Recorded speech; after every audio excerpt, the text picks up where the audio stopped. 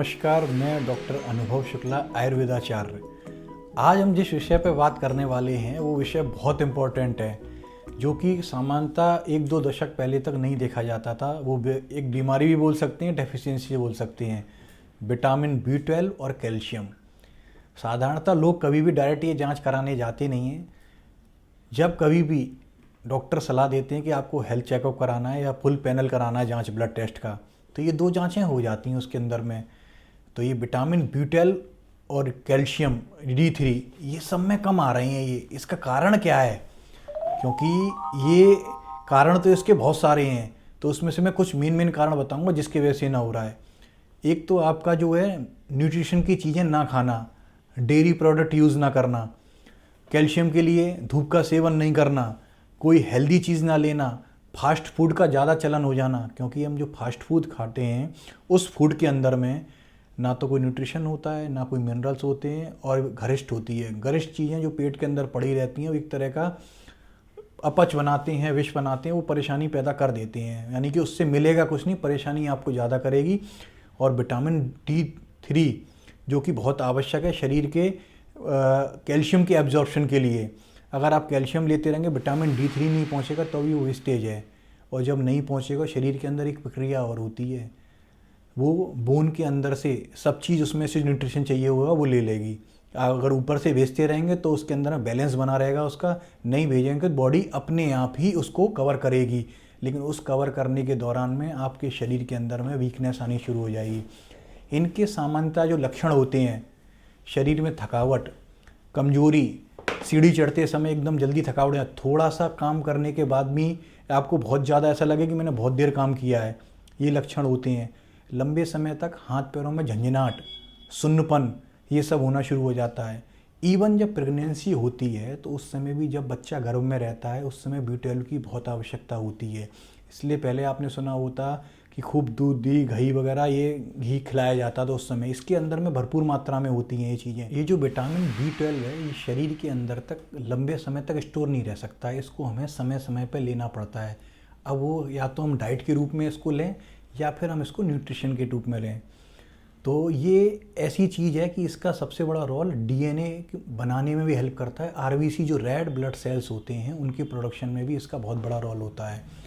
Even जब गर्भ में बच्चा होता है तो उस समय भी उसके डेवलपमेंट के लिए, उसकी ग्रोथ के लिए B12 की बहुत बड़ी आवश्यकता होती है, जो कि थ्रू आउट लाइफ चलती रहती है। समय समय पे एज के हिसाब से, कम के हिसाब से थोड़ा थोड़ा ज़्यादा बढ़ती चली जाती है, लेकिन आवश्यकता सबको होती है इस चीज़ के बारे में। अब इसके सोर्सेस हमारे पास में नेचुरल डाइट से हैं या फिर मेडिसिन से हैं। अगर नेचुरल हम अगर डाइट लेते रहेंगे तो ये कम नहीं होगा, लेकिन समय समय पर उसकी आवश्यकता होती है। जैसे कि B12 के लिए या तो डेयरी प्रोडक्ट हैं, डेयरी प्रोडक्ट में दूध, दही, घी वगैरह ये सब चीज़ें आती हैं। इसमें विटामिन B12 भरपूर मात्रा में पाया जाता है, लेकिन रेगुलर लेना पड़ेगा। पनीर है, उसमें भी होता है, और कुछ नॉन वेजिटेरियन प्रोडक्ट में भी होते हैं, वो नॉन वेज वगैरह में भी होता है, मीट प्रोडक्ट वगैरह में भी पाया जाता है। तो डिपेंड ऑन कंडीशन है, आप वेगन हैं या नॉन वेज हैं, उस हिसाब से आप अपना ले सकते हैं, लेकिन लेना बहुत आवश्यक है। फिर भी अगर इन दोनों में भी आप नहीं ले पा रहे हैं तो आपको अलग से सप्लीमेंट लेना पड़ेगा, और जो डॉक्टर एडवाइस भी करते हैं आज की डेट में। तो मेरा आपसे कहना है, अगर आपकी डाइट अच्छी रहेगी तो ये न्यूट्रिशन की कमी नहीं होगी, चाहे वो कैल्शियम हो, चाहे वो विटामिन हो, चाहे वो आयरन हो, क्योंकि हमें सब तत्वों की शरीर के अंदर में आवश्यकता होती है। और अगर आयुर्वेद के परिप्रेक्ष्य में बोलें तो सब लोग कहेंगे आयुर्वेद के बारे में तो इसमें बोला ही नहीं गया है कि इसके B12 के बारे में।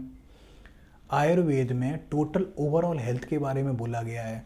जैसे कि उसमें आयुर्वेद में घी बता दिया हमको खाने के लिए, या फिर दूध बता दिया, इसके अंदर ऑलरेडी B12, कैल्शियम सब मौजूद रहते हैं, तो उन्हें अलग से लेने की ज़रूरत नहीं है, जो कि आज की लाइफ में सब लोग खाना बंद कर दिया है।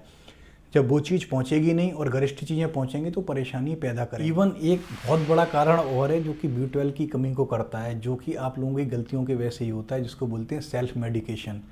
डॉक्टर ने कोई दवा कुछ समय के लिए लिखी, हमने 2-4-10 दिन के लिए, बाद में आपको पता चल गया ये दवाई मेरे को फ़ायदा करती है, आप गए मेडिकल स्टोर पे और उसको लेके आ गए।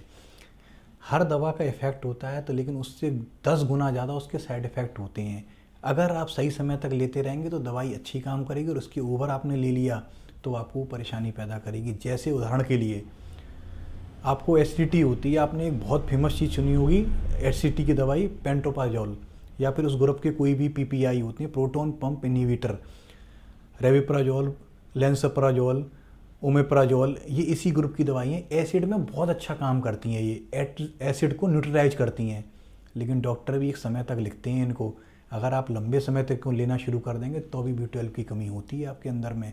ये बहुत इंपॉर्टेंट बात मैं कह रहा हूँ बिल्कुल। तो ये चीज़ें आपको सेल्फ मेडिकेशन से एक तो बचना है, शरीर के अंदर में हेल्दी डाइट पहुँचानी है, और अगर बाई चांस कमी आ जाती है तो सही डॉक्टर से मिलने के बाद में सही समय पर ट्रीटमेंट लें इसका। ज़्यादातर बीमारियां तो लाइफस्टाइल डिसऑर्डर की वजह से या फिर खान पीन की वजह से ही होती हैं, ये भी उनमें से एक है। आप इसको सुधारेंगे, और आयुर्वेद भी यही कहता है। आयुर्वेद सबसे पहले ट्रीटमेंट से पहले ही आहार विहार के ऊपर में आ जाता है। कैल्शियम, धूप में 10-15 मिनट बैठिए सुबह। और आयरन, वो आपको लोहे की कढ़ाई यूज होना बंद हो गई आज की डेट में, मैंने देखा है। अगर आप लोहे की कढ़ाई डे टू डे लाइफ में यूज करेंगे तो आयरन का जैसे ये न्यूट्रिशन है वो कम हो जाता है, ऐसे ही कैल्शियम है। तो हम लोगों ने जो चीज़ें बदल दी हैं, इसी के वजह से हमारे रोगों की उत्पत्ति हो रही है। तो मेरा मानना ये है कि आयुर्वेद को अपनाएं, उसका खान पीन अपनाएं, और अगर डिटेल आपको जानकारी इससे रिलेटेड चाहिए तो आप इस नंबर पर संपर्क कर सकते हैं, क्योंकि हमारा अनुभव इसी 3 पीढ़ियों का इसी चीज़ का है कि रोगी को किस तरह से बिना किसी साइड इफेक्ट के स्वस्थ बनाया जाए। ये आयुर्वेद का सबसे बड़ा प्रयोजन है। और आपको ये जानकारी मैंने दी, आपको कैसी लगी इसके बारे में ज़रूर मुझे बताना, और मैं उसको, अगर कोई टॉपिक होता है तो नेक्स्ट वीडियो में उसको बताने की कोशिश भी करूँगा। तो मेरा आप लोगों से सभी से ये कहना है कि आयुर्वेद को जीवन में अपनाएं और सभी रोगों को दूर भगाएं, क्योंकि इसकी शरण में आने के बाद में आयुर्वेद के में बिना किसी साइड इफ़ेक्ट के आपको सिर्फ बेनिफिट ही बेनिफिट होगा, नुकसान नहीं होगा। तो ये वीडियो देखने के लिए आपका बहुत बहुत धन्यवाद। Thank you very much.